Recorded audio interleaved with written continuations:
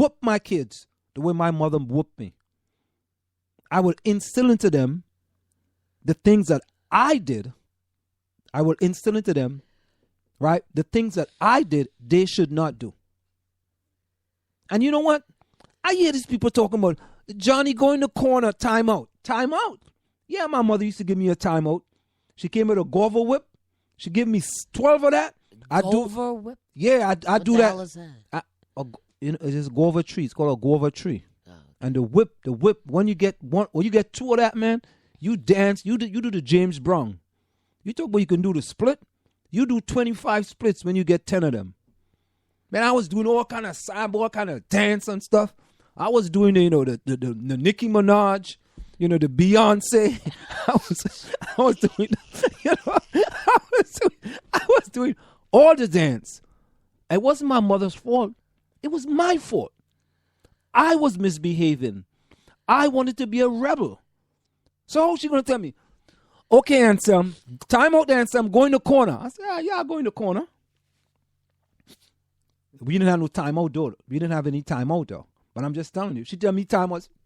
Yeah, I'll go in the corner and stand up. I ain't gonna change. Next day, same thing. But then I started to realize, I said, man, I'm getting too much. And so you believe it was the beating of you that stopped you, or something else? Stopped me. Get the heck out of here. But you see, but I can't talk for you because that's you. But you see, so you telling me now? I'm telling you about my experience. I can't speak for anyone else's experience. Okay, but you were getting beat before you did the dumb stuff. Yes. No, I only get beat when I did the dumb stuff. Yes, but it didn't stop you from doing other dumb stuff. It stopped me. It did. I told you. After a while, I said to myself, I said, Anselm, this is not working, man. This is not working. You're a rebel without a cause, but you get, and I deserved it. I deserved it. If you hear my mother speak to me about music, she said, oh my, I thought he would have ended up in jail somewhere. Because I didn't care. If my mother was supposed to tell me, I give you this one story. It was so bad. My mother tied me to a mango tree one time. Oh, God, Anselm, stop.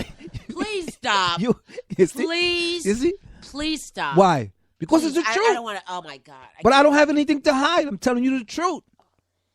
She did. Because I was so bad. Right?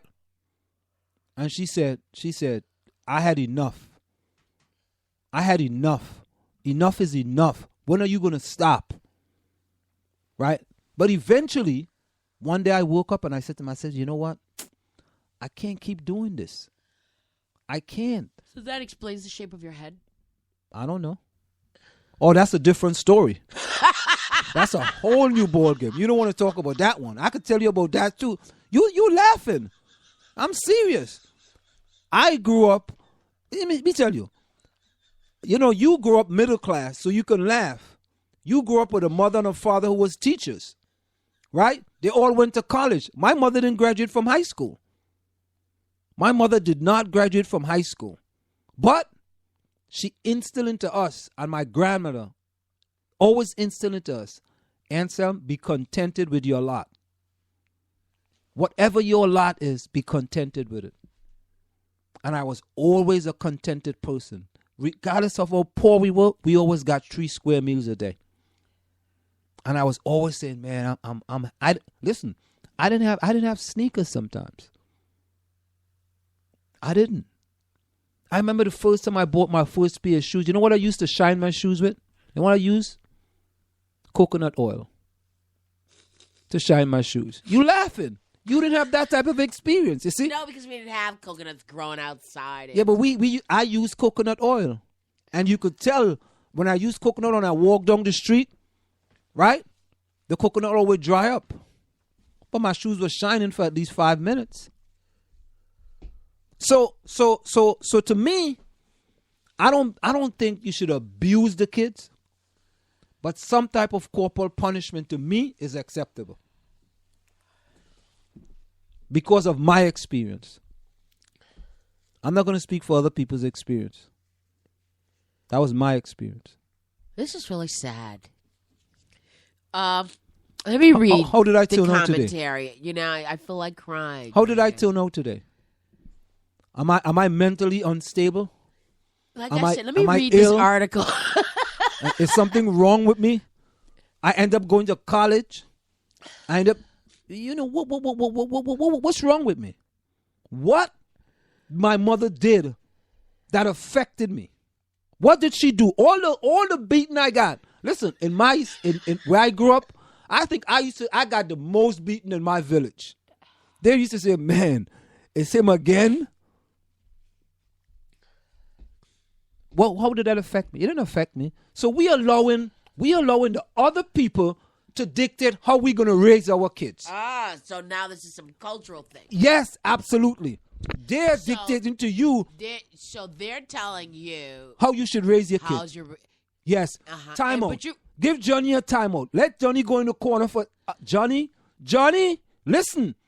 I told you already. Time out. Go in the corner for 5 minutes. You go and stand up in that corner for 5 minutes. Johnny goes in the corner. What does Johnny learn standing up in the corner? Bitch. It's 5 minutes. Easy 5 minutes. Okay. You know what they used to do with us? They get a grater. You know what a grater is, right? You know the stuff that you grate stuff with? But the only thing was us. We had a big one and was the wood at the bottom. It was wooden. So you hold the wood and you grate it. You get to kneel on that grater for 10 minutes. Oh my God, this is abuse. You get to kneel on the grater. This is really sick. Yeah, it's sick. It is sick. You know why it's sick? Life lessons. Life lessons. You want to misbehave? There are consequences for your actions. And they used to be, not even that. All right, you want to misbehave?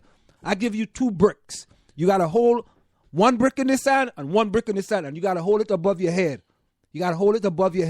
And anytime your arms come down like that, what up? Up. You put it right back up. Yes. That's why. This is some sick stuff. This is not sick stuff. This is real. I'm really trying not to curse.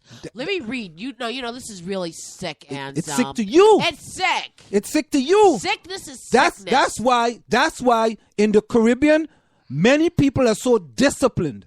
That's why they are so disciplined. Because their parents whooped their behind. And there were consequences for your actions. Not some psychiatrist come in and tell you, oh, go stand in the corner or time out. Go to your room and close the door. go to your room and close the door. Yeah, that's it. The American way. Go to your room and close the door. I used to tell my son, I said, let me tell you something. I'll bring you into the world, I can take you out. Everyone said that. Yeah, but I used to tell him that. I used to say, listen. And I used to point just like that. I said, listen, don't cross me, my friend. Do not cross me. Because if you do, I'll punch you in your face. And then you're going to call DIFUS. We have no DIFUS in Trinidad. But they got it now. Yeah. No, they don't. Not in Trinidad, in the United States. You know what? Let me tell you what a lot of Caribbean parents do. Okay, you need to calm down. But I'm going to close on this one. Down. I'm going to close on this one. No. Let me. And you quickly. Let me tell you what a lot of Caribbean parents do. Let me tell you what they do. You got some kids that are up here that are misbehaving. You know what they do? They said, I'll send you to America if you stop. No. I'm going to send you to the Caribbean for a vacation. They was like, yeah! I'm going to send you for all summer. You're going to have a good time. And they go down there, man, and their parents come after them and whoop their behind. When they come back to America, they are changed individuals. I've known it happen 100% of the times. They send them to the Caribbean for summer. Nicely. Oh, let's go sending you for a vacation. Go and have fun, enjoy yourself. You're misbehaving in America because you're going to call DIFUS. Because you know, the kid's quick. I call DIFUS on you, daddy. I call DIFUS on you, mommy. Okay, good. No problem. Go to the Caribbean. Okay, call DIFUS now. What up? Call DIFUS. What? Call DIFUS. No DIFUS. Yeah. You laughing. It's right. It's true. You see, you don't have that experience. So you don't know about it. So I'm giving you a true experience. Go ahead. You talk about what you want to talk about now. You just got a Caribbean experience. I'm going to play a Caribbean song for you after that. You go ahead. I'm listening now. You really on a roll tonight. Yeah, aren't I'm on you? a roll because it's the truth. This American system telling you, go in the corner, time out. I never give my kids no time out. If it can be said, this is coming from the griot, beating our black children furthers the legacy of slavery. Oh, you know what? If it can be said that real men don't hit women, then it can also be said that real men don't beat children. Is that a psychiatrist? The Minnesota Vikings running back Adrian Peterson Turned out he was right. was indicted on a felony charge for beating his 4-year-old son with a switch, a tree branch, in an act that exceeded reasonable discipline. According to Montgomery County, Texas District Attorney's Office, the NFL player punished his son for pushing another one of his children off of a motorbike video game. A video game. And Peterson said the whooping was not unlike the discipline he experienced as a child growing up in East Texas. The boy reportedly suffered from numerous injuries, including cuts and wounds to his ankles, legs, hands, back, buttocks, and scrotum. The child also said his father hit him with belts and put leaves in his mouth while he was being hit, pants down, with a switch. As a black father with a 4-year-old son, I cannot imagine ever beating my beautiful child. I cannot and will not treat my son like a slave. The switch is a long-standing African-American institution and apparently a Caribbean one as well, both feared and revered. And I'm going to read something else for you Everyone in the when you black finish. community either has heard of or experienced firsthand the grandma who ordered the child to go fetch the tree branch, the switch that will be used in his or her own beating. They said it was necessary to keep children on the straight and narrow, out of trouble, and respectful to their elders. But what if the explanation for the switch is far more troubling? Sometimes people act based on what they know. And in the case of the black community and the black family, we cannot disregard our very own real connection to slavery times and the internalizing and perpetuation of our trauma. We all cringe with horror, perhaps even cry when we view the depictions of brutality in films such as 12 Years a Slave. It feels far too familiar, too close to home. If we recoil at the sight of slaves being beaten, then why should we subject our own children to the same treatment, Ansel? As my student said, it's okay to beat people. Okay. The purpose of whippings, floggings, and other forms of abuse under slavery was clear: to subjugate and control black people with arbitrary cruelty, beat them down, not just physically, but also spiritually and psychologically, and reinforce the master's control over them. In some case, enslaved black parents who really had no rights over their own children and perhaps had to care for their master's children at the expense of their own, beat their children to please the owner and ward off more severe punishment from the master. So how can this in any way benefit our children today, Ansel? Many parents physically discipline their children, and black folks are no exception. And corporal punishment is not illegal in most states unless it causes severe harm. But just because something is legal does not mean it's right. And if you wonder how far you can go and steer clear of child protective services before crossing the line into criminal child abuse, then you have missed the point. Study after study has shown that harsh physical punishment can have detrimental effects on children, including changes to the brain, check that out, literally less gray matter, slow cognitive development, and increasing odds of depression and addiction, low educational achievement, aggression, and criminal behavior. Spanking during childhood also increases the chances that child hitting other children and their parents and hitting a spouse or a dating partner as an adult. Moreover, spanking does not work better than any other form of correction. Any short-term changes in misbehavior can come at a very high cost. Let's not forget verbal abuse, telling children, perhaps peppered with 4-letter words, that they are forever worthless and useless and unloved. This form of abuse is just as harmful to a child's psyche as a beating to his or her body and or physical and emotional well-being.